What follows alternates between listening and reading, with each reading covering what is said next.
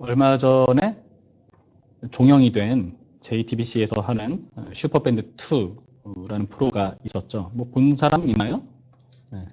저는 음악을 좋아하는 편이라서 봤어요. 궁금해서 어떤 참가자들이 나오고 그런가 해서 봤는데, 그런 오디션 프로를 보면서 정말 많은 생각을 해봅니다. 어떤 생각 가졌냐면은 모이는 것이 되게 중요하다는 생각. 모이는 게 중요하다. 한 사람 한 사람 다 능력 있고 재능 있는 친구들인데 그것을 확인받을 자리가 없죠. 그리고 방구석에서 혼자 음악하던 친구들이 혼자 음악하면 되게 재미없잖아요. 같이 하는 그런 팀원을 찾기 위해서, 물색하기 위해서 그 오디션 프로에 참가하는 겁니다. 그래서 결선에 진출하면서 점점 팀을 구성하게 되고, 팀원을 서로 마음에 맞는, 그리고 음악적인 성향도 잘 맞는 사람끼리 조화를 이루어서 이제 팀으로 그 순위를 가리는 프로죠.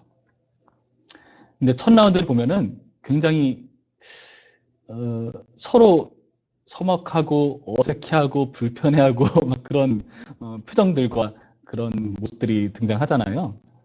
그리고 여러분 아시다시피 음악하는 친구들 보면은 외모만 보면은 좀 이렇게 좀 오해를 할 법한 그런 인상들이 많죠. 저 친구 되게 무서워 보인다라던가 되게 독특하다, 이상한 친구 아니야, 막 이런 이상한 외모를 가진 친구들도 많이 등장합니다. 그런데 첫 라운드에서 각자 내가 잘하는 거를 보여주죠. 나 이거 잘해. 나는 이 악기를 이렇게 다뤄. 보여주면서 서로 이제 마음이 열리는 겁니다. 아, 저 친구는 저런 음악을 하는 친구구나. 나는 이런 음악을 하는데 저 친구랑 좀 대화가 될 수 있겠다.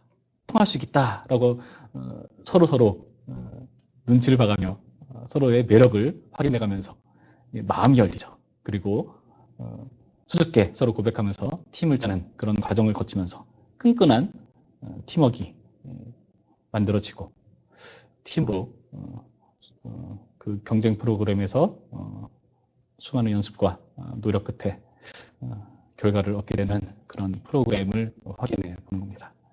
그 친구들이 계속해서 그런데 나오지 않았더라면 계속해서 방구석에서 혼자 악기 치면서 띵가띵가 하면서 있었을 겁니다. 외롭고 쓸쓸하게 말이죠. 그런데 그 자리에 나가기로 결심하고 용기를 낸 순간 처음에는 어색하고 불편하고 대단한 사람 사이에 주눅들고 그럴 수 있으나 그 과정을 거치면서 팀원이 만들어지고 교제가 이루어지고 하나 될 수 있는 그 아름다운 모습, 무엇보다 마음이 잘 맞는 팀을 구성할 수 있는 그런 멋진 일들이 일어나는 것 아닌가 생각해봐요. 모임이 중요하다는 것을 제가 말씀드리고 싶은 거예요. 모임. 만나는 건 중요하고요. 사람과 교제를 해야 되고 소통을 해야 돼요. 사이버 세상에서 인터넷을 통해서도 되지 않나요? 라고 얘기하는데 여러분, 그것은 분명히 한계가 있습니다. 그리고 부작용도 있고요. 그런 인격적인 나 스스로의 모습을 당당히 드러내고 서로를 인정하는 모습, 이게 만남의 기초가 돼야 되는 거예요. 근데 사이버 세상은 사실 가리잖아요. 감추잖아요. 그렇죠? 여러분 딴에는 가장 잘 나온 사진을 프로필 사진에 붙이거나 그렇게 하겠지만은 사실 이상하게 꼭 자기 안 남겨 나온 거를 잘 나온 거라고 여러분 여기더라고요.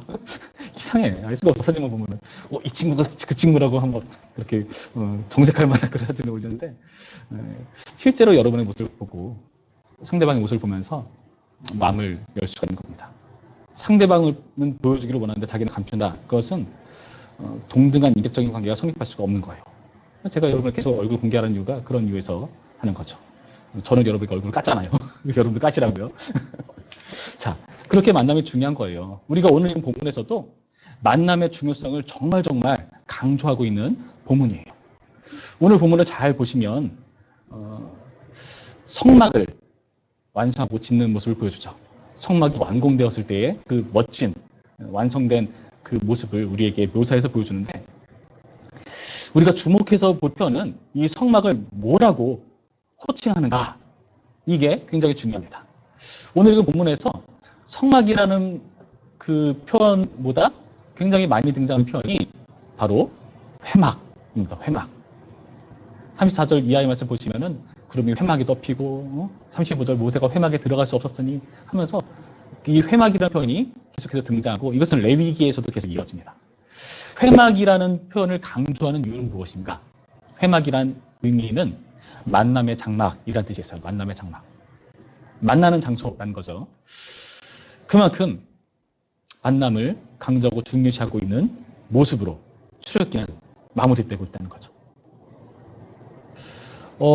그런데 이 만남이 정말 제대로 되려면 이 성막이 이 만남의 장막이라는 의미를 지닌 회막일 수 있는 진정한 이유, 그건 뭘까요? 어떻게 해야 정말 만남의 장막이 될 수가 있는 것인가? 그것은요, 오늘 본문에서 밝혀주듯이 하나님께서 그 가운데 함께 계셔야 한다는 것을 전제합니다. 이 회막이라는 표현을 하면서 34절부터의 말씀 보시면 하나님께서 그 회막 가운데 임재하시는 모습을 우리 가운데 묘사해 주고 있거든요. 볼까요? 34절 말씀 보시면 구름이 회막에 덮이고 여호와의 영광이 성막에 충만하매 모세가 회막에 들어갈 수 없었으니 이는 구름이 회막 위에 덮이고 여호와의 영광이 성막에 충만함이었으며. 하나님의 임재가 임합니다. 하나님은 너무나 영광스러운 분이세요. 그래서 일반적인 죄인들이 하나님을 독대할 수가 있는가? 그럴 수가 없죠. 하나님께서 계속해서 뭐라고 말씀하셨냐면은 내 앞에 나올 때는 깨끗하게 해야 돼, 정결하게 해야 돼, 함부로 나와서는 안 돼, 함부로 나왔다가는 너 죽을 수 있어, 이런 식으로 막 겁을 주시잖아요. 그게 왜 그러냐 하면은 하나님은 너무나 영광스러운 분이셔서 그 앞에서 죄인이 감히 설 수가 없는 겁니다. 이것을 어떻게 표현하면 좋냐면은 그림자를 한번 생각해 볼까요? 그림자, 빛과 그림자. 어떤 물체가 빛에 가까워지면 가까워질수록 그림자가 어떻게 되죠? 점점 짙어지죠. 짙어집니다. 그만큼 거룩하고 영광스러운 하나님 앞에 죄악된 존재가 가까이 가면 갈수록 그 죄의 그림자가 짙게 보여서 내가 견딜 수가 없는 거예요. 그 영광스러운 하나님 앞에 나의 죄악이 적나라하게 드러나거든요. 마치 이것과 같다는 거죠.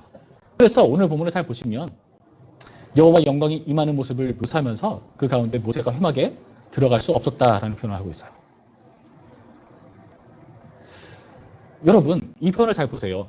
이 영광을 하나님께서 표현하실 때 구름이라는 그 소재가 같이 등장하잖아요. 구름. 모세가 함부로 들어갈 수 없을 만큼 영광스럽기 때문에 이 구름이 있다고 보시면 됩니다. 구름이 있어도 이 정도인데 구름이 거치면 어느 정도가요? 그 영광은. 막 눈이 얼어버리지 않을까? 정말 죽을 것 같이 고통스럽지 않을까? 예상해 보는 거죠. 하나님의 뒷모습밖에 없었던 모세. 하나님의 영광 가운데 구름으로 자신을 감싸고 계시는 그 하나님을 앞에 감히 들어갈 수 없을 만한 그런 경외심을 느꼈던 모세. 하나님의 임재와 영광이 그만큼 놀랍다는 것을 표현하는 표현인 것이죠. 그래서 이 구름이라는 표현이 그 영광을 우리가 하나님 앞에 설 수 있도록 독대할 수 있도록 어떤 중화작용을 해주는, 막아주는 방어막 같은 역할을 한다고 보시면 됩니다. 그래서 나중에 이 성막에 지성소라는 아주 거룩한 장소가 있는데 거기에 정말 하나님이 임재하는 장소거든요. 그래서 거기로 들어갈 때 대제사장이 1년에 한 차례 들어가는데요. 한 차례이기 때문에 몇 번 반복을 해서 들어가요. 들어가는데 처음에 들어갈 때 그 향연이라고 하죠. 그 향을 피운 그 연기로 그 지성소를 가득 채웁니다. 연기로 거기를 가리는 거예요. 그만큼 영광스러운 하나님 앞에 우리가 나갈 수 있는 그런 어떤 장치를 한다고 생각하시면 됩니다. 이렇게 영광스러운 하나님이 거하신다. 어디에? 회막에. 놀랍지 않습니까? 감이 잘 안 오시죠? 근데 하나님께서 이렇게 임재하신다는 것은 또 어떤 의도가 담겨 있는가 하면은 우리를 인도하시기 위해서 임재하시는 겁니다. 36절부터 표현을 볼까요? 구름이 성막 위에서 떠오를 때에는 이스라엘 자손이 그 모든 행진하는 길에 앞으로 나아갔고 구름이 떠오르지 않을 때에는 떠오르는 날까지 나아가지 아니하였으며. 그러니까 그 자리에 계신 하나님께서 임재하시다가 그때 거기 머무는 거죠. 근데 구름이 둥실 떠올라요. 준비 떠나 준비하고 막 텐트 다시 걷고 챙기고 하고 구름이 이동하면 따라가는 거거든요. 여러분, 여기서 정말 중요한 원리를 알 수 있죠. 회막은 하나님께서 함께 하시는 것을 정말 정말 중요하게 여기는 건데 하나님이 떠올라서 떠나가시면 어떻게 해야 되죠? 쫓아가야 된다는 거예요. 그 말은 뭐냐면은 회막 자체가 중요한 게 아니라 그 회막에 함께 하신 하나님이 중요하다는 의미가 담겨 있는 거예요. 하나님이 움직이시면 회막도 같이 따라서 이동해야 되는 겁니다. 이게 중요한 거예요.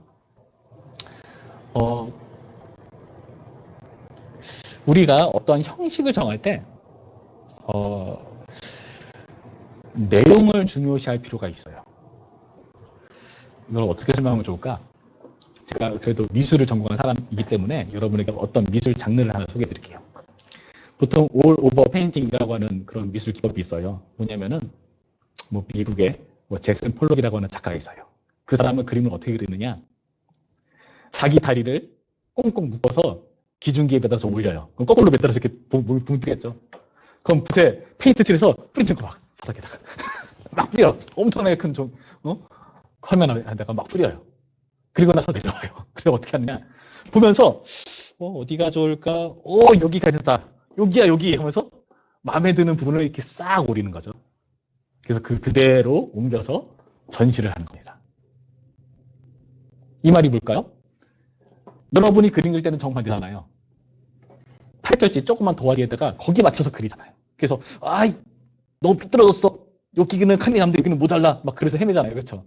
그게 아니라 내용을 먼저 생각해보고 그 내용에 맞게 형식을 정하는 것. 이것을 오로버 페인팅이라고 하는데 마치 이 성막도 그런 개념이라고 생각하시면 돼요. 이 성막이 회막으로서 자리하려면 하나님이 함께 하셔야 되는데 하나님이란 내용이 빠져버리면 아무런 소용이 없는 거죠. 내용에 맞춰서 형식이 존재한다. 여러분 이 원리가 중요한 거예요. 하나님에 맞춰서 이동하는 이 성막의 원리, 회막의 원리가 바로 하나님의 임재를 중요시 한다는 것을 우리에게 보여주고 있는 겁니다. 그리고 하나님께서 그 회막 가운데 임하셔서 또 무엇을 하시는가 하면은 우리를 보호하시는 일을 하십니다. 38절에서 볼까요? 낮에는 여호와의 구름이 성막 위에 있고 밤에는 불이 그 구름 가운데 있음을 이스라엘의 온 족속이 그 모든 행진하는 길에서 그들의 눈으로 보았더라.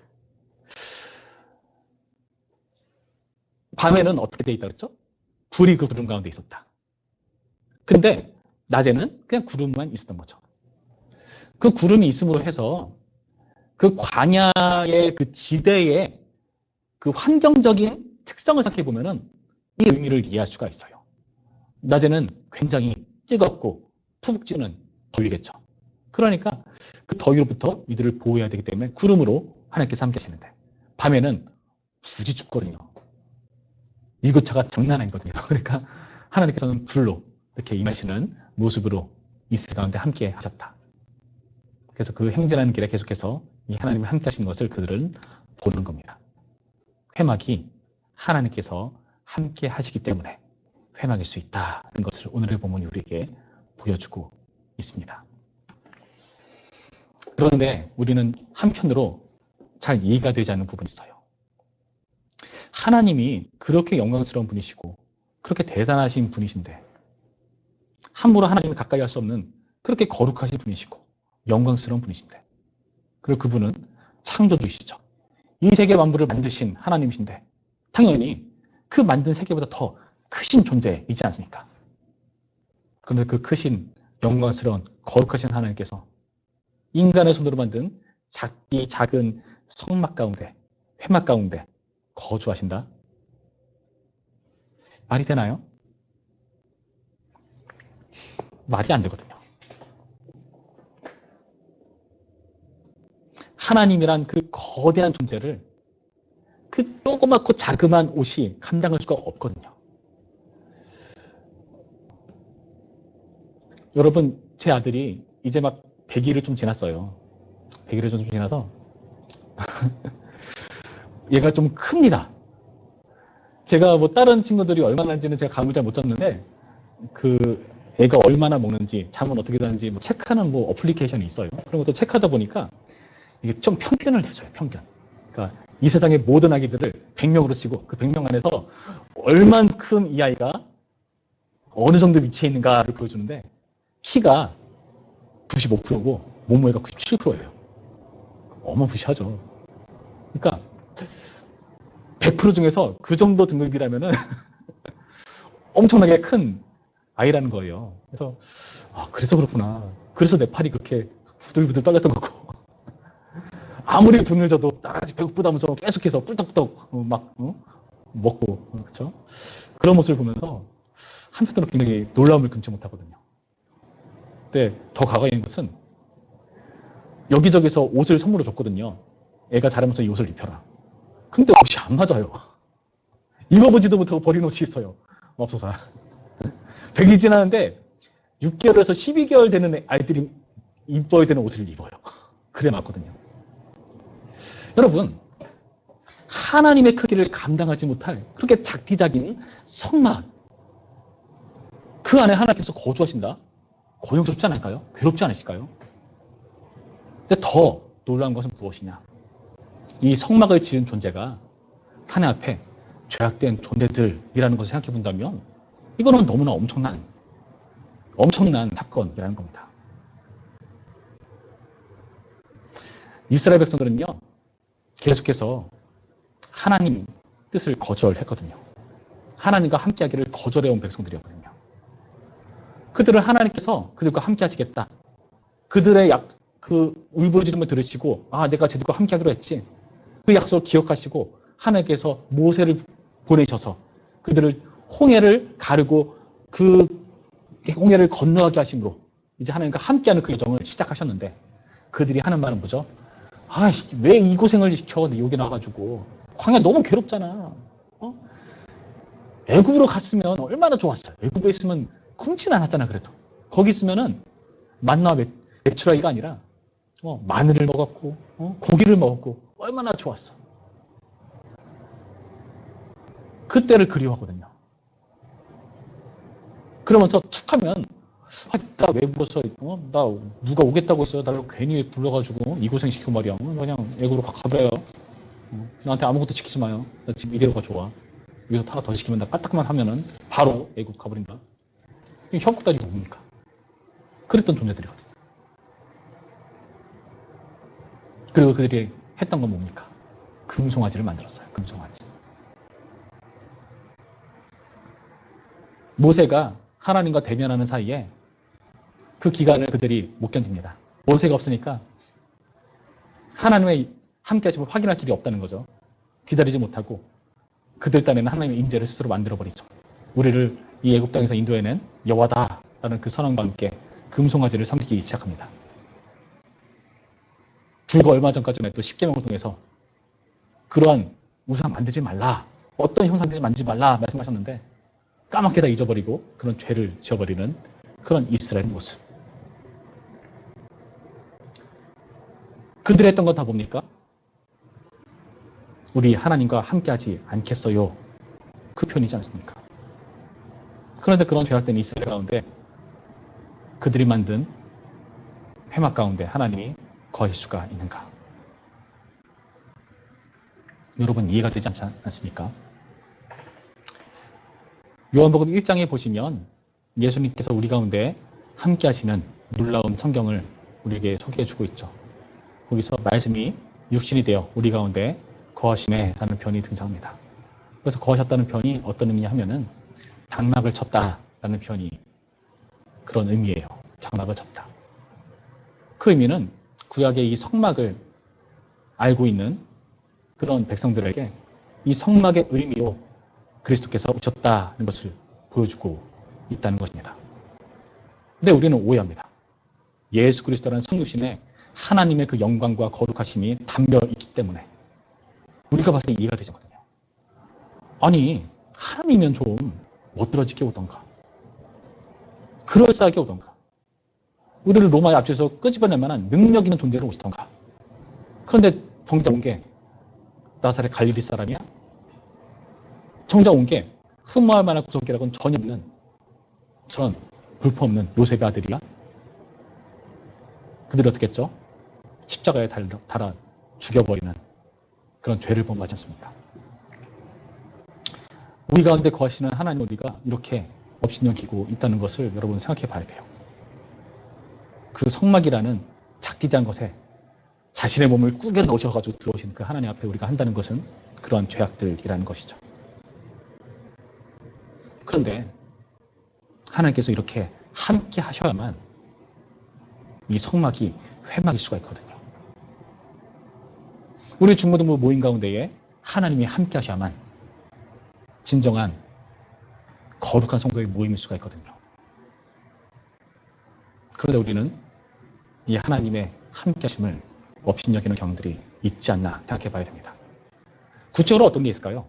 여러분, 어떤 식으로 이 회막으로 함께 하시는 하나님을 여러분 소홀히 하십니까? 하나님을 만나는 자리, 그 자리라는 인식을 여러분이 이렇게 망각할 때가 있습니다. 우리가 이렇게 그럴싸해 보이지 않는, 볼품없어 보이는 어떤 형태와 형식과 그런 자리, 그렇게 생각하면 여러분 마치 그 형식과 자리가 볼품없는 하나님인 양 오해하는 경우들이 있어요. 제가 예전에 한참 찬양에 관심이 많을 때 여기저기 찬양 집회를 다녀본 적이 있습니다. 그런데 그런데 가면은 다들 찬양을 열심히 합니다. 화려한 조명, 멋들어진 밴드 음악, 그럴싸한 편곡, 뭔가 영적인 신령한 분위기, 다들 열심히 찬양을 하죠. 그런데 그들이 다니는 지역사회 교회에서 그 정도로 찬양을 하는가? 그렇지 않을 때가 있거든요. 그럼 제가 하나 질문할게요. 거기에 임하시는 하나님과 내가 평소에 오는 그 예배 자리에 오시는 하나님과 다른 분이십니까? 그렇지 않거든요. 한 명 모이는 예배 자리, 수십만 명 모이는 예배 자리, 거기 임하시는 하나님이 다른 하나님일까요? 그렇지가 않다는 거예요. 우리가 이 하나님의 놀라운 임재에 대해서 감각할 만한 영적인 능력이 있어야 된다는 거죠. 여러분, 어떻게 해서 하나님께서 이렇게 회막 가운데 임재하시고 인도하시고 보호하시는 일들을 계속해서 해나가실 수가 있을까요? 우리는 은혜라고 밖에 설명할 수가 없습니다. 우리의 죄악, 그 죄악 때문에 하나님께서는 나 너네와 함께 안 할게. 모세야, 여기까지 하자. 저들 싹 쓸어버리고 나 너로부터 다시 시작할 거야. 모세가 말이죠. 하나님, 안 됩니다. 이들을 버리시면 안 됩니다. 차라리 생명책에서 지워주시옵소서 이렇게 말하잖아요. 그래? 알겠어. 그들 멸하지 않을게. 그래, 잘 해봐. 근데 나 너희랑 함께 하진 않을게. 모세가 하나님을 뜯어 말리죠. 하나님은 안 됩니다. 하나님 함께 하셔야 됩니다. 그렇지 않으면 우리가 지금 이렇게 나와서 저 가나안 땅을 향해 가는 게 무슨 의미가 있습니까? 모세의 기도와 요청은 하나님의 마음을 꿰뚫어 본 요청이에요. 그리고 나서 그 불신하고 폐역한 이스라엘 백성들 가운데에 하나님께서 다시 한번 언약을 새기시죠. 그 깨버렸던 십계명 돌판을 다시금 만드십니다. 두 돌판을 만들죠. 아마 고대 근동의 그 당시 풍습이라 그런 법칙상 아마 쌍방 간의 계약서 같은 의미가 있을 거예요. 그래서 하나는 하나님 편의 계약서, 하나는 우리 편의 계약서로 추정해 봅니다. 그래서 그 계약서를 인증하는 그 돌판을 보관해야 되거든요. 그 보관하는 장소가 바로 법계 지정소서. 그 안에 보관하고 그것을 가지고 다님으로써 우리는 하나님과 언약을 맺은, 서로 계약을 맺은 그런 관계다라는 것을 다시 한번 확인합니다. 그리고 나서 주는 게 뭐냐면은 그 언약궤를 보관할 장소를 만들어야 된다. 그 장소에서 내가 너희와 함께 한다. 그게 바로 성막인 것이죠. 여러분, 그래서 중요한 건 뭐냐? 하나님과 함께 하기 위한 준비를 해야 합니다. 주님께서 함께 하신 것은 물론 은혜입니다. 그런데 하나님께서 함께 하신다면 우리가 그에 합당한 준비가 되어 있어야 돼요. 하나님과 함께 하신다면서 하나님의 말씀에 불순종한다? 하나님께서 함께 하실 이유가 없잖아요. 필요가 없잖아요. 하나님을 완전히 그건 무시하는 행위인 거죠. 그래서 중요한 건 뭐냐? 하나님의 말씀을 순종하는 것이 너무나 중요합니다. 여러분, 이것이 하나님께서 함께 하시는 회막되어야 되는 정말 중요한 조건이에요. 여러분, 우리가 오늘 읽지는 않았지만 그 앞서 문맥들 17절부터 계속 쭉 읽으면은 그 전까지 성막을 어떻게 만들어야 된다, 제사장 옷을 어떻게 만들어야 된다 하나하나 열거하시면서 그것을 그대로 만들어요. 그 만들면서 이것을 어떤 식으로 했다는 것을 마치 확인이라도 하듯이 계속해서 반복돼서 표현되는 구절이 있는데요. 19절, 21절, 23절, 25절, 27절, 29절, 32절에 계속해서 뭐라고 나왔냐면요. 여호와께서 모세에게 명령하신 대로 되니라 라는 표현이 나와요. 그런 말씀 읽고 난 이후에 모세가 이같이 역사를 마치니 하나님께서 영광 가운데 임하시는 오늘의 본문이 시작되는 거예요. 중요한 건 뭡니까? 하나님께서 함께 하시려면은 하나님께서 함께 하실 만한 우리의 각오가 필요하다는 거죠. 하나님 함께 해주세요 라고 외면하고 무시해버리고 하나님을 완전히 제대로 취급하지 않는 그런 모습이라면은 하나님께서 함께 하실 필요가 없는 겁니다. 하나님의 말씀대로 하는 그 태도가 하나님께서 함께 하실 수 있는 정말 중요한 조건이 되는 것을 여러분 명심하셔야 돼요. 그래서 이들은요, 하나님 명령에 순종하기로 다짐한 것이고 그것을 성막으로 드러낸 것이고 그 성막을 회막이 하고 그럴 수가 있게 된 것입니다. 그리고 더 구체적으로 이들은 어떤 식으로 하나님의 임재를 추구해 나가는가. 우리가 이건 본문 말씀 보시면 36절과 37절 모습을 여러분 한번 다시 자세히 볼까요? 36절과 37절 말씀 볼까요? 구름이 성막 위에서 떠오를 때에는 이스라엘 자손이 그 모든 행진하는 길에 앞으로 나갔고 구름이 떠오르지 않을 때에는 떠오르는 날까지 나가지 아니하였으며. 여러분, 정말 중요한 편이에요. 구름이라는 것은 하나님의 임재를 대변하는 어떤 상징물이라고 제가 말씀드렸는데 그 구름이 떠오를 때는 이스라엘 백성들이 그 구름조차 이동하는 겁니다. 근데 그 구름이 떠오르지 않을 때는 그 자리에서 머물러 있어야 되죠. 나아가지 않고 그 자리에 머물러 있어야 됩니다. 자, 그렇다면 하나님 말씀을 순종한다는 것은 어떤 전제가 있느냐? 우리가 너무나 많이 망각하는 건데 이 전제는요, 바로 하나님의 때에 맞춰서 이루어지는 것. 여러분, 이거 중요합니다. 다시 제가 말할게요. 하나님의 때에 맞춰서 이루어지는 게 바로 순종이에요. 우리는 하나님의 말씀을 의논하면서 내 뜻을 관철시킬 때가 많습니다. 제가 예전에 했던 실수를 하나 말씀드릴게요. 제가 예전에 신학을 하기 전에 다녔던 교회에서 교회 불평불만이 너무 많았어요. 제가 청년부를 하는데 청년부가 어떻게 돌파할 길이 보이지 않았어요. 왜냐? 그 당시 제 생각에는 다임 목사님의 목회 방향이 청년부에게 오히려 발목을 붙잡는다고 생각했거든요. 그 당시 청년들이 뭐랬냐면은 맨날 직감당하는 일을 했어요. 오늘 무슨 행사 있는데 이럴 사람 없네? 청년들 불러, 청년들 있잖아. 걔네들 시키면 돼. 툭 하면 그런 일로 청년들을 부릅니다. 청년부 행사를 위해서 어떤 재정이 필요해요. 그래서 재정을 이렇게 요청을 하면은 하는 말이 청년들이 말이야 청년지가 됐으면은 스스로 일해서 돈을 벌어서 그 헌신으로 청년부를 이끌 생각을 해야지 어디서 돈을 타고 난리야. 다른 교회 청년부와 축구 시합을 합니다. 졌어요. 설교 시간에 담임 목사님이 아니 청년들이 말이야 난 이길 줄 알았어. 지금 어떻게 설교 시간에 손펴 그러고 막 그때 너무 화가 나가지고 근데 제가 임원이었는데 너무 답답하더라고요. 그 당시 담임 목사님 제가 욕하는 것이 아니라 그게 너무너무 섭섭했어요. 청년들을 힘도 좀 실어주고 좀 응원해주면 안 될까 그런 생각이 들었습니다. 근데 그때는 너무너무 화가 나가지고 내가 다짐을 했어요. 내가 이 교회 다시는 나오나 봐라. 근데 다른 더 좋은 교회 찾겠다. 사실 그 다짐하는 것도 좀 늦은 편이어서요. 왜냐? 다른 주변의 성들이 다 떠났거든요. 다른 교회를 찾아서. 저는 최대한 버텼어요. 그리고 이 청년부가 살 수 없는 수만 가지 이유.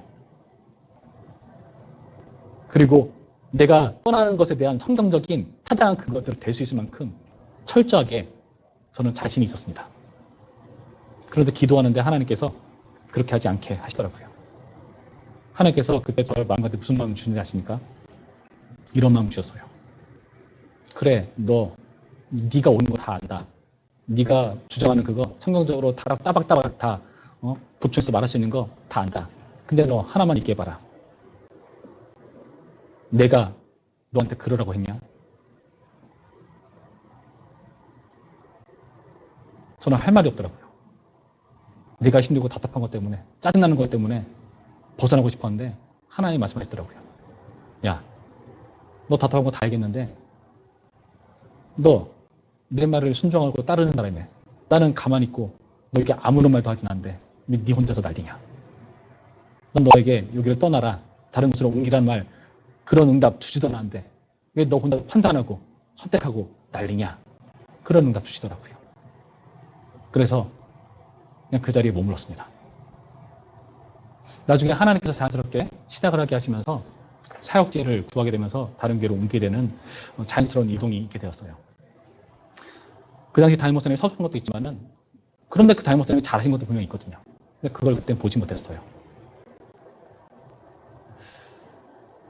청년의 혈기로 다 싸다고 욕해버리고 피하고 싶고 도망치고 싶은 그런 나의 마음.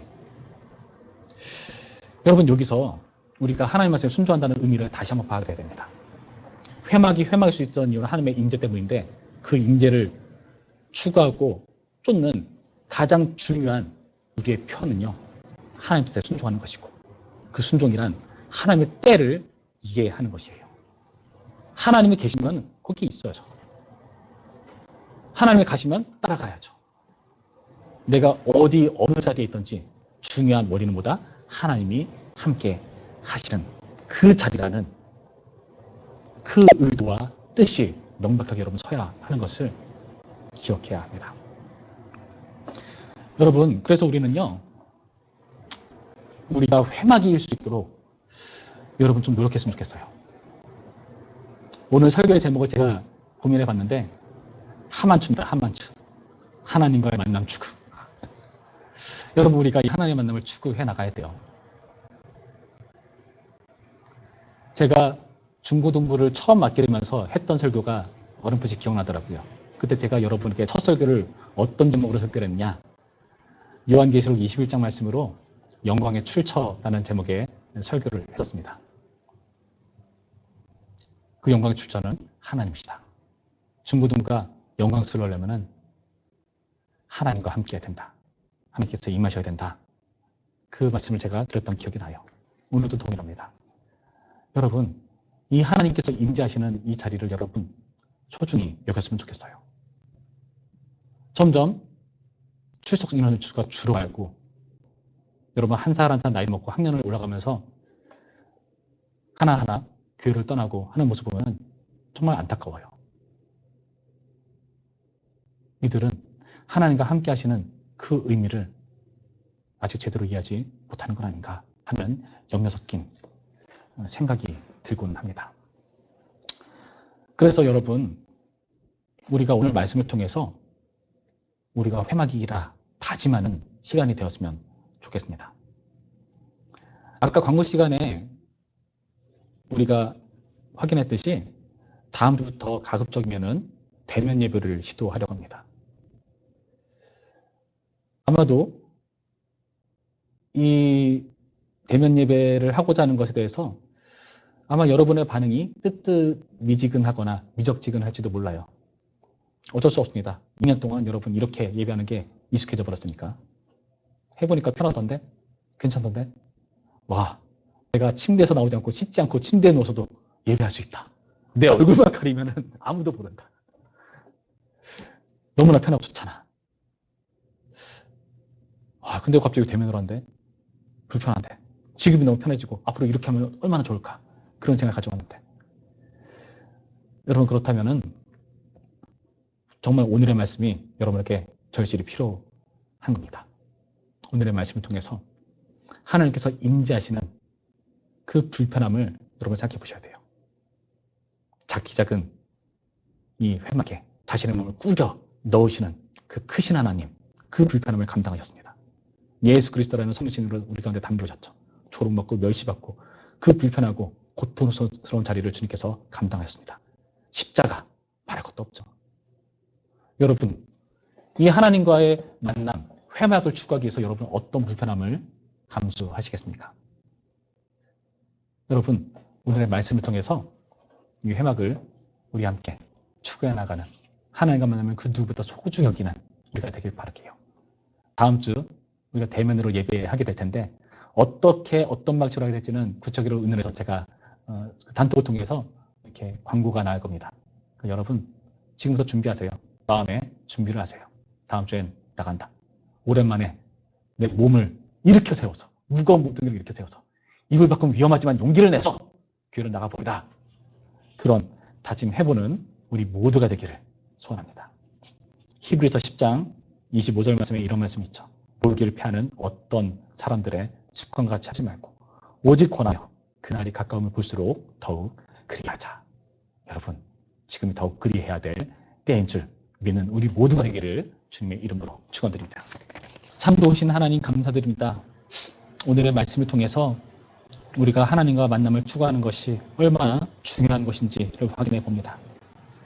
성막이 회막으로 불리셨던 이유는 주님께서 함께 하시기 때문이라는 것을 확인했고, 그 함께 하시기 위한 노력으로, 각오로 주님께서 어떤 희생을 치르시고 감당하셨는지 우리는 확인해 보았습니다. 그런데 주님, 우리는 그 하나님의 희생 앞에 우리의 불편함과 우리가 감수하고자 하는 그런 희생을 생각해 보면 정말 보잘것없다는 것을 확인해 봅니다. 툭하면 애굽으로 돌아가겠다. 툭하면 모세를 협박하고, 툭하면 성숙하지 못한 어린아이처럼 구는 그런 우리의 모습 아니었는가 되돌아봅니다. 주님, 이제 우리를 돌이켜서 주님께로 향할 수 있도록 우리의 마음을 열어주시옵시고, 우리가 이 하나님의 임재를 감각하며 추구해 나아가는, 하나님의 회막을 이루어가는 중고등부 될 수 있도록 인도하여 주시옵소서.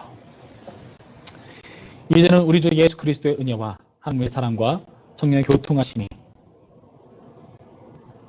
우리 가운데 임재하시고 우리를 회막 삼아주시는 하나님의 각오 앞에 마땅히 반응하기를 소원하고 결단하는 우리 모든 중고등부 학생들과 선생님들과 온 교회 가운데에 이제로부터 영원토록 함께 있을지어다. 아멘.